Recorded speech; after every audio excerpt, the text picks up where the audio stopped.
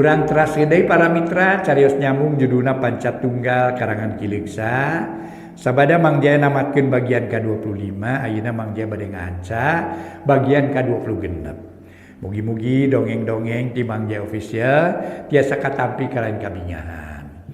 Mang Jaya ngaturkeun nuhun para mitra, mugi-mugi urang salamina dina kawilujengan, salamina kaing panangtayungan ti Allah Subhanahu wa taala. Atuh para mitra dongeng nu parantos diupload ku Mang Jaya di Mang Jaya Official. Aya carios nyambung judulna nyaeta Saur Karuhun nya, getih juri gulu teh nya. Oge aya Sangsara Alatan Harta. Oge Jawara Gunung Manglayang gitu nya. Gansal hapi dah para mitra, gansal hapi nya manganyangakeun bae para wargi. Mang Jaya ngaturkeun nuhun. Jandan rupi-rupi dongeng-dongeng Mang Jaya aya nu naon teh silat, aya nu humor para mitra, aya roman keluarga, nyaeta carios-carios keluarga sareng sajabina para mitra, komplit para mitra sadaya.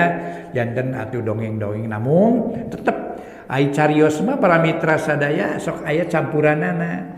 Kada aya naon teh guyonna, kada aya romana, kada aya keluargana, kada aya silatna, kada aya ku komplit para mitra.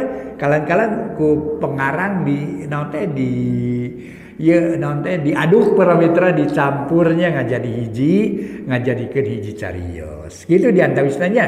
Kitu. Eta kalihen pengarangnya. Bener, kapinteran pengarang. Mang Jaya mah ngadugikeun nyaeta hiji jalan carios. Mugi-mugi para mitra didugikeunna katampi kalayan kabingahan. Mangatu para mitra sadaya dongeng nu judulna nyaeta Pancatunggal karangan Kileuksa dina bagian ka-26 urang lajengkeun. Mang Jaya ngaturkeun wilujeng ngadangukeun.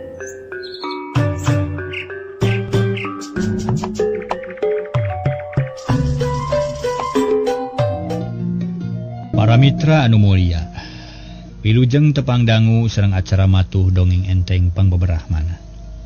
Mang Jaya sapara kanca bade neraskeun hanca dongeng nu katunda carios nyambung judulna nyaeta Pancatunggal. Ieu dongeng karangan Kileuksa nincak bagian ka-26. Sakumaha nu kauninga akhir bagian ka-25. Urang sami-sami ngabandungan ieu dongeng di mana para mitra. Harita teh para wargi sadaya.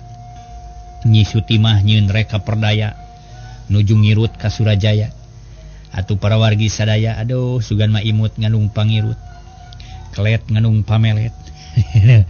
Nah Surajaya tiasa naon teh ngolemar hatena ye ningali Nyi Sutimah. Adah ya dasar si Surajaya, lima lain Mang Jaya, ima lain ye si Surajaya para mitra.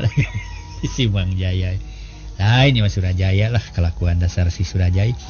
Mangga wilujeng ngadangukeun para mitra sadaya carios nyambung judulna Pancatunggal dina bagian ka-26. Para wargi anu mulia nu sami-sami ngabandungan di acara.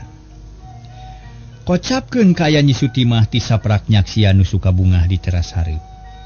Hatena leuwih ngentab panas beurang peuting teu geunah cicing inget bae ka Surajaya jeung panas hate ku Partiwi. Dina hiji poe aya deui kasempetan keur ngobrol jeung sawor malah maruha di aya harita. Milu ngariung para mitra sadaya tukangan istal. Sedengkeun pagawe sejen keur jongjon di kamar si bohe. Pating cakakak si ganu taya kasusah senang jeung galumbira hate. Kaayaan kitu matak namahana langsa pikeun Sutimah sabab pipikiran keur baluweng, hate keur panas hayang geurang ngahonta cita-citana. Kang Sawor, Kang Ruhadi cik bantuan mikir na kudu kumaha nya lamun geus kieu ye. Sabab kuring mah asa gering nang tunggalang layung loba pikiran teu pugu, cek Sutimah ngamimitian nyarita. Naon nu dipikiran teh Nyai, kapan geus laksana jadi pagawe Surajaya sarta geus aya jalan pikeun metakeun akal tareka. Na kudu kumaha tuh, cek Sawor bari mencerong ka Sutimah. Ya di akang ngapan tujuan urang teh lain sakadar jadi pagawe wae. Tapi anu leuwih ti kitu nyatana ngudag-ngudag kabagjaan. Taina kuring butuh bantuan pamikir ti akang. King kudu kumaha sangkan cita-cita bisa kahontal tereh-tereh. Sawa teh kuring teh beuki panas. Komo kamari mah asa hurung hate teh. Panas nempon hotel paduduaan. Meni matak sabal ta si Partiwi agul jeung asa aing jadi pamajikan Surajaya. Padahal engkena manahan bakal jadi babu. Nama kudu yang mikir apaan rupa-rupa ilmu jeung saya di urang lain. nya tapi nu mana heulan kudu dipigawe kuring teh bingung. Dieu nyai mun hayang buru-buru nyingkahkeun Partiwi lu harus teuing. Tapi kudu waspada jeung hati-hati kagagalan nu geus kaalaman kudu dijieun conto. Sabab Partiwi lain jalma samanea carana kudu hade. Kudu bisa ngasukeun deui warajit sangkan manehna peupeus rupa kitu. Cek sawor dari anaker mapatahan ka Sutima. Nya bener memang kudu hati-hati tapi kumaha mun teu hasil. Coba we heula ulah bakal banyak kesieun lah. Aku kuring dicobanya. Sutimah beuki gilig pikir. Nya nyai buru-buru geus cobaan sabab urang buru-buru laksana ieu teh rencana teh. Akang geus hayang jadi lengser, cek Ruhadi milu nyarita. Jeung atuh digarawe deui kuring rek ka dapur bisi mawiwit nanyakeun. Sutimah ngalewas muruk ka dapur. Sawor jeung Ruhadi ngobrol duaan ngatur siasat pikeun ngajaga Sutimah. Teu karasa para mitra sabulan geus kaliwat. Malah Surajaya geus sedua kali init ka kota kahirupan para pagawe dina kaayaan lancar. Usaha Surajaya beuki maju, barang-barang wuh numpuk ngalobaan. Nyi Partiwi ngarasa bungah lantaran kahayangna geus kacumponan. 5 ali make tulisan geus anggeus. Malah geus disimpen di apik-apik keur wariskeun ka anakna engke. Dina hiji mangsa Surajaya keur init, pagawe lalaki lolobana mah milu ka kota ngawal barang. Nu aya di imah ukur Mangkayim jeung Sawor Katut Ruhadi. Harita Partiwi diuk sorangan ditepas ngalamun nganteur sawangan. Lila-lila bet inget kana kadahara nu biasa didahara di Parewulung. Ngeunah temennya mun dahar jeung beuleum kere. Geus lila teu ngadahar kere uncal. Kitu pokna tuluy cengkat leos ka dapur rek nepungan mawiwit nu keur popola. Bibi, kah agan? Kadi heula sakedeung. Partiwi nyalukan gek diuk dina kursi, torojol mawiwit nyampeurkeun poknanya. Bade pikir saeun naon juragan? Kuring teh asa waas keur jaman di Parewulung, isuk-isuk sok dahar jeung beuleum kere. Kere daging uncal ayeuna bage bet hayang ieu cik pangneangankeun bi di mana aya kere uncal? Kere uncal? Walah, sasaha tuh juragan margi di pasar mah tara aya nu ngical uncal. Paling ge kere doma tapi sapi. Mawiwit bingung lantaran kere uncal mah tara aya nu ngajual. Mun di pasar teu aya neangan sing meunang ka mana we asal nu hasil. Mun perlu mah nitah moro kasih Sawor jeung Ruhadi. Da geus tuman cenah lunta ka leuweung. Mangga pami kitu mah atuh agan tangtos ku bibi diperatoskeun. Nuhun binya jika atuh buru-buru jalankeun. Mawiwit rurusuhan kaluar ti dapur tuluy ngageroan Sawor jeung Ruhadi. Torojo duanana nyampeurkeun ka Mawiwit, pating haregak jiga nu tas lumpat jauh. Ai pekerjaan naon, Mak? Aya tugas keur jang Sawor jeung jang Ruhadi nya. Juragan istri mulut daging uncal cenah palai kerena. Taina ujang duaan ku emak dititah kudu moro uncal ka leuweung. Sabeungan ujang nu baris mampu ngala uncal mah. Jeung rasa sadiaan ke cokot bakalna ka dieu bisi hayang dahara di leuweung. Kumaha di bahanan timbel? Cek Mawiwit dari anaker. Mere parentah ka Sawor jeung Ruhadi. Mangga gampil lah. Ngala uncal mah sanggem abdi ge. Tema Sawor hatena bungah asa aya jalan keur ulin ka leuweung. Lalu asa pikeun ngobrol jeung baturna. Heuh syukur. Jeung atuh geura ngasa hatumah ka ditu. Jeung jamparing geura tatan-tatan pikeun miang ka leuweung. Mawiwit atoheun. Mangga mah nanging abdi nyuhunkeun wi dieu. Hoyong tepang heula sareng pun adi bilih manehna dedepeun. Aku we di dinan jika ditu. Mawiwit asup ka dapur, tekung silila Sutimah norojo nyampeurkeun ka Sawor. Aya naon, Kang? Akang rek ini heula ka leuweung rek moro uncal. Cek Sawor bari ngiceupan ka Sutimah ngajak ini heula ngajauhan dapur. Sutimah ngarti manehna nuturkeun ka Sawor. Barang nepi ka deukeut istal Sawor nyarita ding harewosan. Kesempatan hade pikeun ngawara Partiwi. Pun ka dititah miara daging, nyai kudu daek, malah sabisa-bisa kudu ku nyai. Sabab didinya kesempatan hade keur masang baruang. Ngarti, Kang. Keun urang akalan nama turun ini. Sing meunang uncalna nya, da kuring geus nyaho Surajaya juragan istri teh palai daging uncal. Kumaha ki? Sutimah baeud beuki ngewaeun ka Partiwi. Geus. Gagah-gabah nyarita teh bising kadenge ku cak-cak bodas. Moal Kang da eueuh cak-cak nage aya ge muning bodas. Ulah lalawara. Kang ini rek ini ka leuweungnya. Rek moro uncal jeung Ruhadi, mun aya naon-naon ulah kita sarupateun. Kudu dipikir heula untung rugina nya. Sing sabarnya. Geus asak badami kitu mah Sawor jeung Ruhadi nyampeurkeun deui ka Mawiwit. Menta bekal keur di leuweung geus kitu brami ngajugjug ka leuweung nu kocap loba uncalna. Kulantaran geus tuman leuweungan tur ta geus asak latihan ti Akiwanara. Sawor jeung Ruhadi teu kudu hese newak uncal. poe eta keneh meunang uncal 2 milihan nu lintuh jeung gede tuluy dibawa balik disetorkeun ka Mawiwit. Atuh pugu sararea ge kaget lantaran moro teh babari pisan sarta meunang uncal nu lintuh pikaresepeun. Mawiwit sakalian nitah ka sawor sangkan ngajajal eta uncal dagingna terus dikere. Isukna kere teh garing sawor ngarti memeh mikeun ka Mawiwit teh ditemongkeun heula ka Sutimah nu ditemongan ngarti. Keun bae cenah dibawa ku Mawiwit engke ge moal burung dikakuringkeun di tangga gorengna. Sabaina kuring keur dipercaya popola di dapur. Kitu ceuk Sutimah ngaharewos ka sawor. Taksiran Sutimah teu nyalahan lantaran harita Mawiwit jeung baturna geus raripuh kapaksa ngagoreng kere manitah Sutimah. Nu dititah haget-hagetna kerekop kere dicokot tuluy dipigawe. Wah gagal ayeuna masih Partiwi pasti kasiksa. Beungeut narek diruksa ku aing sina karasaeun sarta sina dipikangewa ku salakina.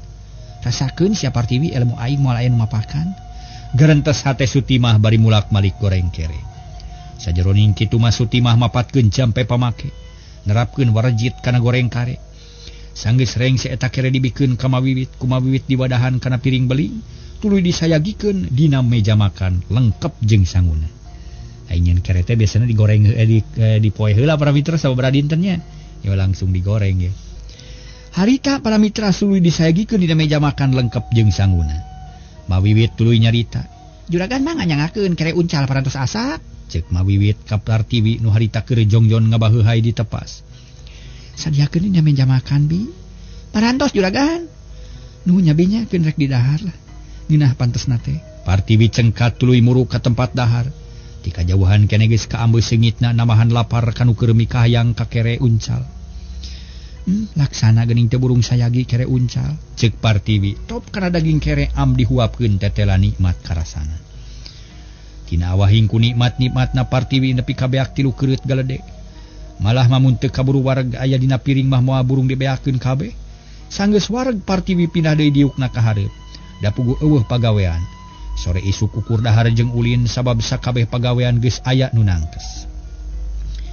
Harita Sutimah ngintip di lawang ngareretan ku juru panon. Manehna hayang sidik kana kere di dahar atawa henteu barang geus sidik beak hate Sutimah ngemplong sabab ngarasa yakin yen warjitna bakal teurak moal gagal deui. Sia, moal gagal ayeuna mah sabab kerena ge dihakan ku si Partiwi teh. Moal nyasab ka Ceu Iwak engke ge. Sesana teu dibikeun kanulian, ceuk hate Sutimah. Tuluy ngaleos api-api teu malire ka tengah imah siga nu teu mikirkeun naon-naon. Ari sesa kadaharan disimpen ku Mawiwit kana lomari teu aya nu wani ngadahar. Sabab bisi dunungan nanyakeun deui. Mawiwit geus jeung baturna ngarasa bungah lantaran geus bisa nyumponan ka hayang dunungan. Atuh sajabati kitu maranehna milu seubeuh sabab 2 uncal teh para mitra dijaga kabeh dagingna ampir sadingkul.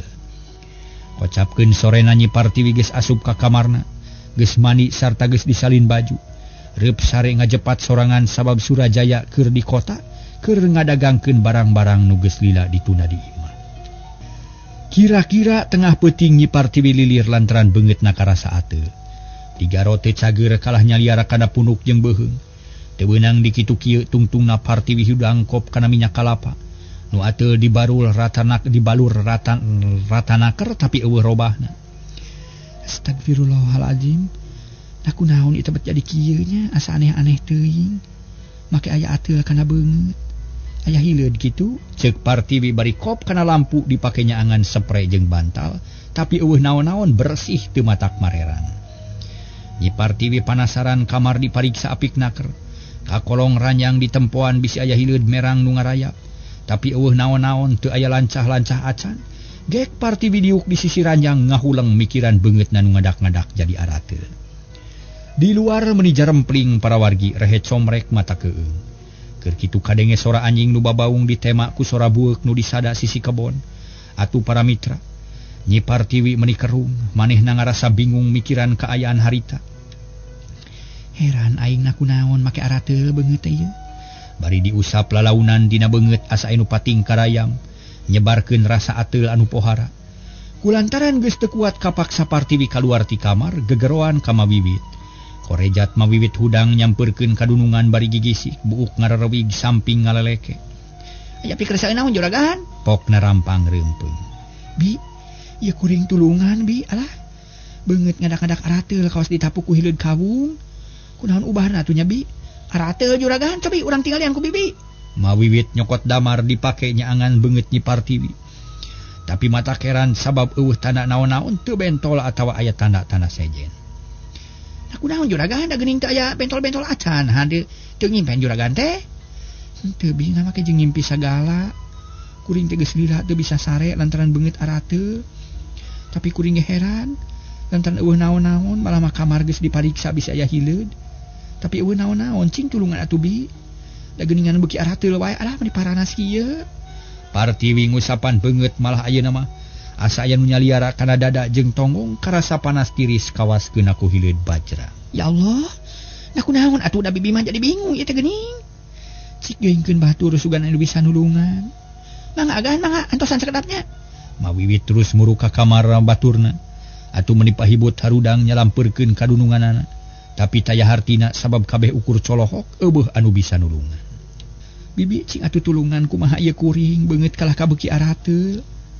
Ayeuna mah campur jeung panas tiris. Ceuk Partiwi bari tetep ngusapan beungeutna. Mun kongang mah hayang gagaro satarikna. Tapi hariwang bisi mata klecet.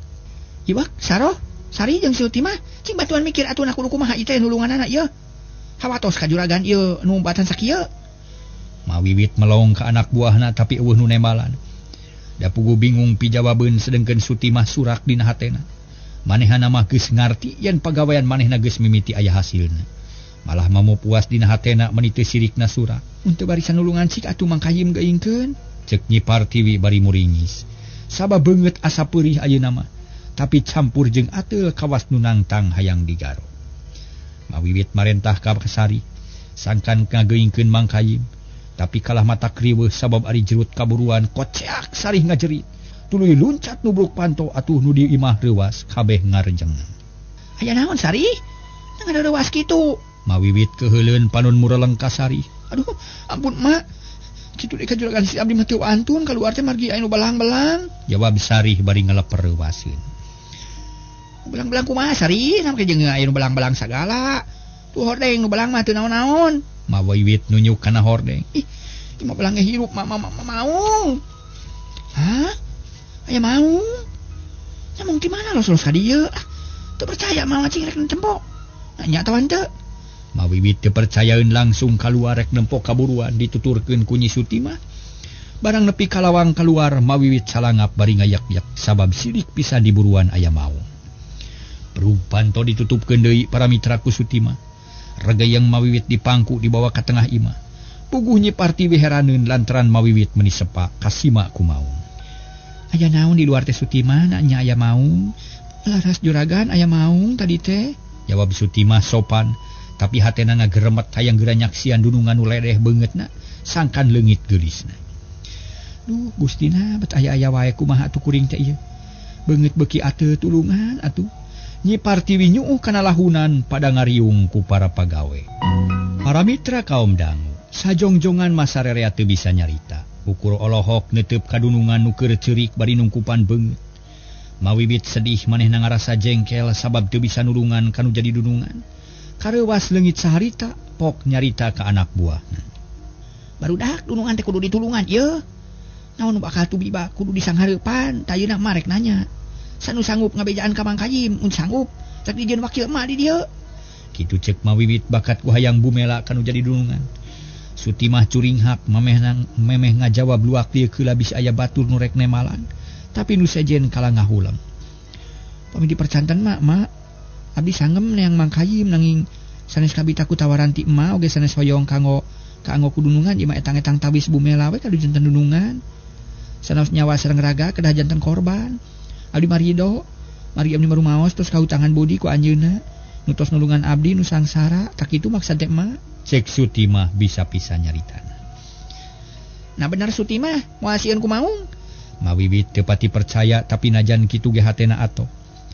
Ku maung mah sami we sieun mak nanging kanggo ngabela nu janten dunungan ka sieun ku maung janten nomor 2 margi nu kahiji mah tetep hoyong bela ka juragan tak kitu mak. Moal kaduhung mun aya naon-naon tumiba. Sabab maung teh sidik pisan ngadakom di buruan deukeut tangkal Kemang Ros. Mawiwit ati-ati manehna teu gagabah nitah ka Suti mah. Mana anu bakal tumiba abdi masangem yang hareupanana. Margi kaayaan juragan teu tiasa diantep bilih ka teterasan. Sutimah beuki tandes ngomongna sabab aya kasempetan. Syukur mun kitu mah atuh, mun maneh hasil neangan Mang Kayim, maneh diangkat jadi wakil emak di dieu nya. Juga da teang Mang Kayimna. Mangga emak permios. Sutimah nangtung hatena tetep ayem. Sing hati-hati Sutimah kade bisi cilaka. Nyi Partiwi melangeun sabab geus ngadenge yen di luar aya maung. Sutimah ukur ngareret tuluy mukakeun pantok katepas. Leos ini terega gregog gisi ganu asa-asa. Estu teneng ludeung taya kasieun barang jerut kaburuan memang eueuh naon-naon. Sabab nu tadi mah ukur maung ciciptaan ngahaja dicipta ku Sutimah keur ngahalangan nu neang Mang Kayim. Heuleut sawatara waktu Sutimah geus datang deui, Mang Kayim ka bawah harita keneh. Meni ngemplong mawiwit lantaran Sutimah bener-bener hasil migawe tugasna kalayan teu aya kajadian naonan. Kunaon juragan teh mak? Mang Kayim mimiti tumanya. Kayim, tulung anjeun juragan istri. Raraina ngadak-ngadak ada teu cenah siga ku hideul bajra ye. Atuh campur jeung peuri jeung panas. Kami mah teu bisa nulungan sampai bekal kabingung cing tulungan atuh kaynya. Hai. Nah kunaon atuh mah bet araneh teuing kajadian teh. Geus puguheun kena nyi iwa ke mata kreuwas. Mang Kayim olohok melong ka Nyi Partiwi nu keur nyuuh bari ngusapan pipina. Ini mah ulah cicingan ye mun bisa magera tulungan. Mun teu bisa geura init neangan paraji sakti, neangan dukun lepus. Neangan jalma nu bisa ngubaran jeung geura init sim. Mawiwit marentah kalayan tegas lantaran watir nempo dunungan nu katarajang ateul. Nya benerkeun urang neangan Aki Marana lah. Sugan bisa nulungan, kadewe nya sing waspada ye bising aya naon-naon. Kuring rek init neangan dukun nu bisa ngubaran. Mang Kayim nekad rek init sabab watir kadunungan. Ajing atuh buru-buru jalankeun ulah dilila teh nya. Mang Kayim teu loba omong deui jerut turun kaburuan leos init. Rek neang Aki Marana nu geus kakocap purah ngadukun di Cipelang. Nu geus kasohor Aki Marana dukun lepus paraji sakti nu geus loba nu katulungan ku eta aki-aki. Gancangna carita Aki Marana geus hasil dibawa ku Mang Kayim harita teh geus ngajemprak sila ipis di tengah imah. Diriung ku mawiwit sabatur-batur malah Nyi Partiwi ge maksakeun milu ngariung di dinya. Punten juragan istri Aki teh seja tumaro sakeudik. Cek Aki Marana mimiti mariksa nyarita ayem tapi atra kadengena. Mangga Aki, temal Nyi Partiwi bari cengkat beungeutna pias. Dupi kamari siang teh angkat ka mana? Teh ka mana-mana Ki abdi mah tara liar. Dupi siramnya teh di mana? Biasa we di kamar mandi sok disaegikeun caina ku bibibi. Kitu dupi caina teh cai naon bibibi? Aki Marana ngareret ka mabibit anu ditanya rikat ngajawab. Cai biasa we ki daung dinten ge sok nganggo cai eta. Ke. Nya dina naon atunya cobi nuhunkeun cai herang sareng beas bodas. Sakantenan sareng palupuyanana. Cek Aki Marana ngarekepkeun silana. Mawiwit nepakeun pamitah ka anak buahna para wargi sadaya. Leos Nyi Saroh ka dapur rek nyieun parupuyan harita keneh. Hari sarih nyokot beas bodas jeung cai sagelas. Teu kungsi lila Aki Marana geus ngajemprak sila nyang hareupan parupuyan. Paledug ngukus harita para wargi sadaya. Atuh bara wargi kop kana beas tuluy di jampean. Geus kitu parupu dipurakeun kana cai, dua siki langsung ngalelep, nu sasiki deui ngamang dipelong ku Aki Marana. Para mitra anu mulia, kituna teh meunang 5 kali Aki Marana geus harita teh ngayakeun rengkak paripolahna tapi can aya naon-naon nu katarima ku Aki Marana. Malah sirah karasa lieur tetempoan jadi rumeuk, lila-lila peletak gelas peupeus. Cai bahe atungan ngahulang we Aki Marana teh. Panon melong kana cai nu ngabayabah dina sama. Ai naon atuh ieu teh nya? Pokna bari ngised ka tukang. Hatenya jadi sabar sabab jelas aya nu ngahalangan sarta lain lawaneun manehanana.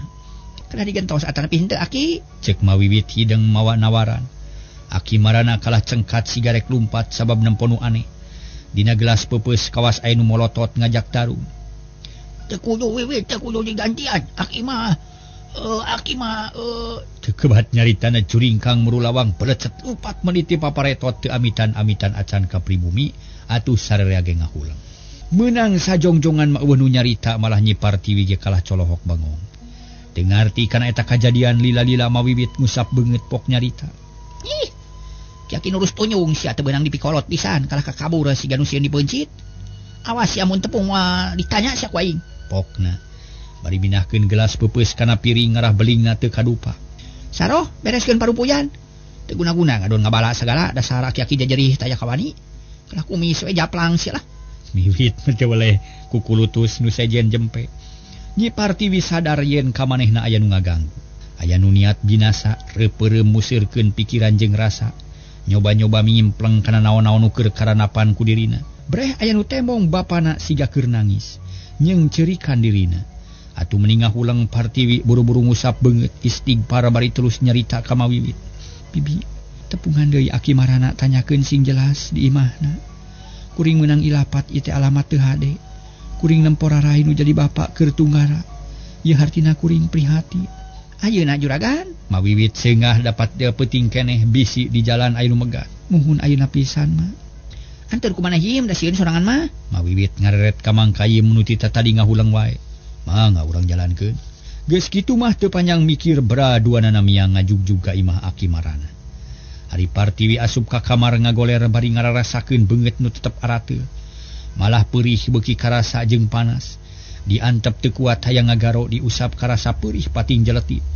Kocapkeun Mawiwit jeung Mang Kayim harita mawa obor ngajugjug ka imah Aki Marana. Baranggok ka imahna Mang Kayim ngahuleng. Sabab imah Aki Marana siga teu aya pantoan kabeh bilik bungkul. Keke Mawiwit. Nah imah Aki Marana jadi ganti da tadi mah labangna teh ti dieu ye sidik pisan deukeut tihang ieu. Ayeuna kalah ganti ku bilik kabeh na pantona, mana pantona nya? Ya ketroke kadinya sugan anu nemalan ti jero. Nya bener cing urang cobaan. Mang Kayim ngadeuketan kana bilik tuluy ka ketrok sababaraha kali tapi eueuh nu nemalan. Meni jempling kawas di kuburan. Mawiwit nurutan ka ketrok malah mah para mitra bari gegeroan ka Aki Marana. Tapi keukeuh eueuh jawaban di jero jempling taya jalmaan. Mang Kayim panasaran terus neang liang dina bilik. Manehna noong ka jero tapi cerit ngoceak bari beungpeunan beungeut rumpuyuk kana taneuh. Kayim, kunaon ari maneh yeuh? Selain kolot teh kunaon? Mawiwit reuwas. Waduh, mah katojos mata ye nyeri. Jeung panas karasana aduh tulungan kuring mah yeuh. Aduh.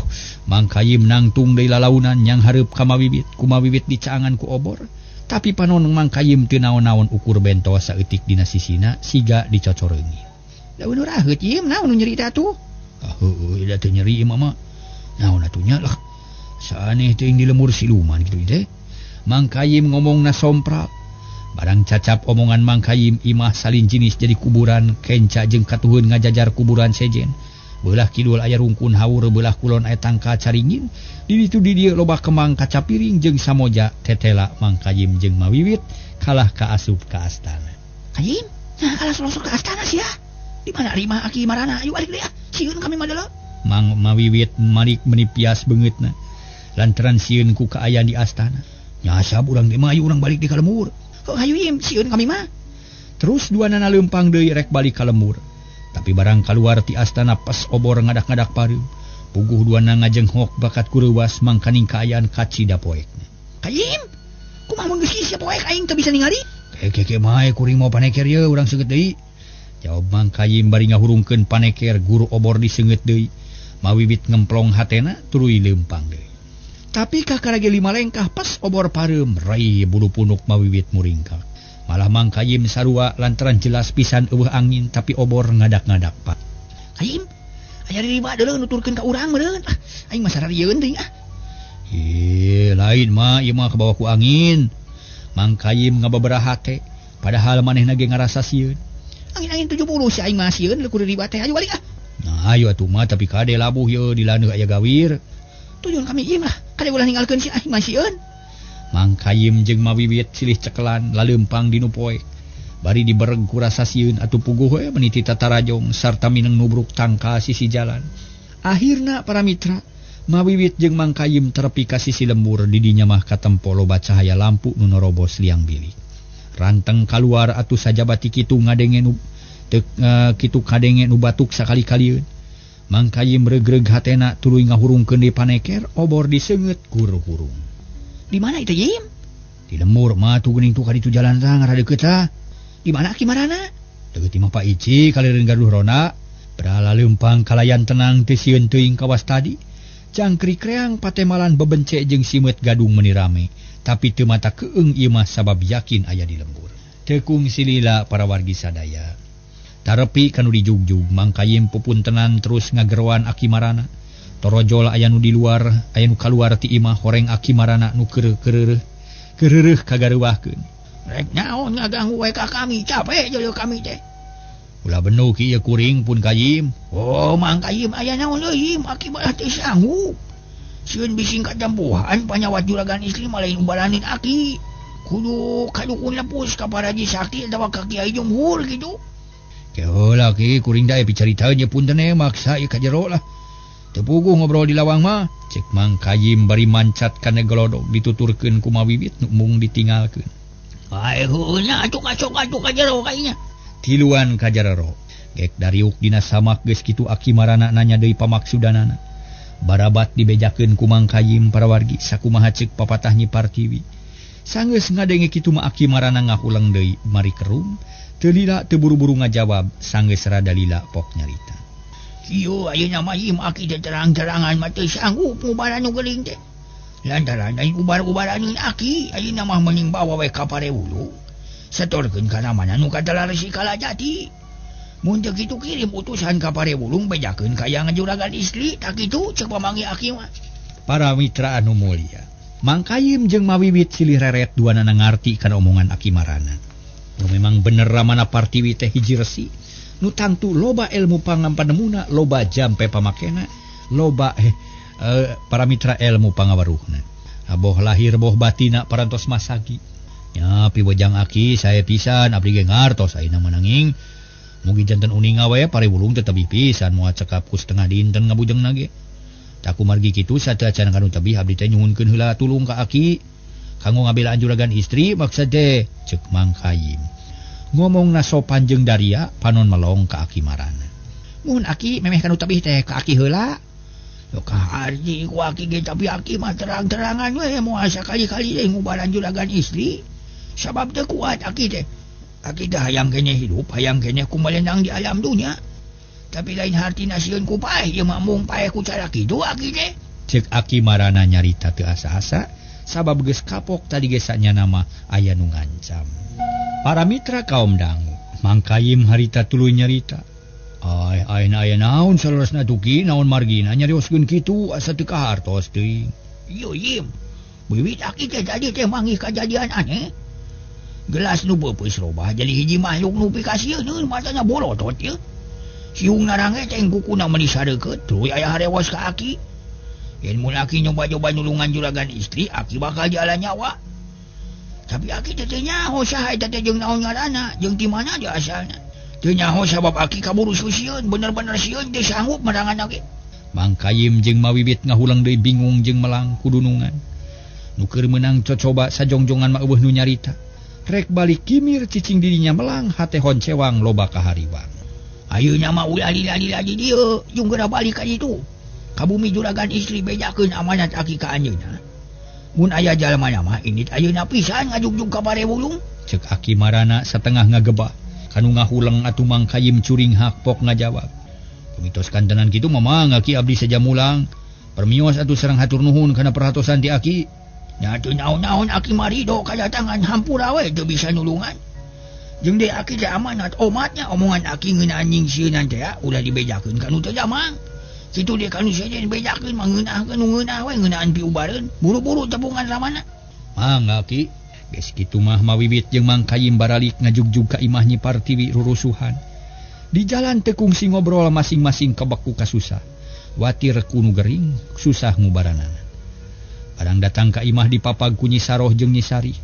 Kitu deui Sutimah jeung pagawe-pagawe sejen nu geus sarudang kabeh kagareuwahkeun.